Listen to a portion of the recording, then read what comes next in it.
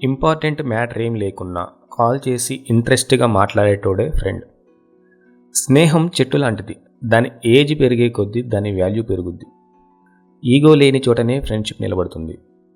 స్వార్థం లేని సహాయం దొరికేది ఒక్క స్నేహితుడి దగ్గరే. ప్రతి పరిచయం స్నేహంగా మారకపోవచ్చు, కానీ ప్రతి స్నేహం నీకు ఏదో ఒక జ్ఞాపకాన్ని ఇస్తుంది. నీ మీద జోకు వేయకుండా, నీతో ఆర్గ్యుమెంట్ చేయకుండా ఏ ఫ్రెండ్షిప్ స్ట్రాంగ్ అవ్వదు. మనిషి అన్నాక ఫ్రెండ్ ఉండాలనే రూల్ ఏం లేదు. నీ చుట్టూ 10 మంది చెత్త ఫ్రెండ్స్ని పెట్టుకోవడం కంటే ఒంటరిగా ఉండడం చాలా సుఖం. ఫ్రెండ్ అనేటోడు ఎంకరేజ్ అయినా చేయాలి, ఎంటర్టైన్మెంట్లో పార్ట్ అయినా అవ్వాలి. ఈ రెండూ లేనప్పుడు ఫ్రెండ్ ఎందుకు దండగా, వాడితో బుర్ర ఖరాబ్. నీ పక్కన నికార్సైన ఫ్రెండ్ని ఒక్కడిని పెట్టుకో చాలు.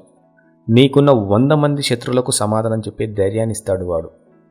నీ ఇంట్లో పుట్టలేదు, నీ రక్తం కాదు, అయినా నీకోసం నిలబడతాడు, అవసరమైతే పోరాడతాడు.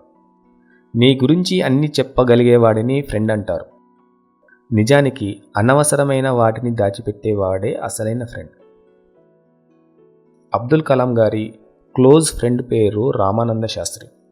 మతాంతర పెళ్లిలను ఆపగలిగారు కానీ ఫ్రెండ్షిప్ని మాత్రం కనీసం తాకలేకపోయారు. నీకున్న అన్ని రిలేషన్స్కి ఏదో ఒక లిమిటేషన్ ఉంటుంది. అన్ని టాపిక్స్ మాట్లాడేది మాత్రం ఫ్రెండ్ దగ్గరే. నీ బాధలన్నీ ఫస్ట్ నుండి ఓపిగ్గా విని, నువ్వు పడిపోతే లేపి నిన్ను గెలిపించిన ఫ్రెండ్ ఒకడు ఉంటాడు. అలాంటి వాడికి నువ్వు చచ్చాక నీ కష్టార్జితంలో ఒక వాటా ఇవ్వాలి అనే రూల్ ఒకటి రావాలి. కామన్ ఇంట్రెస్ట్, కామన్ నీడ్ ఏదో ఒకటి లేకుండా ఇక్కడ ఎవరూ ఎవరికి ఫ్రెండ్ కాలేరు. అది ఆడైనా, మగైనా, ఆఖరికి థర్డ్ జెండర్ అయినా.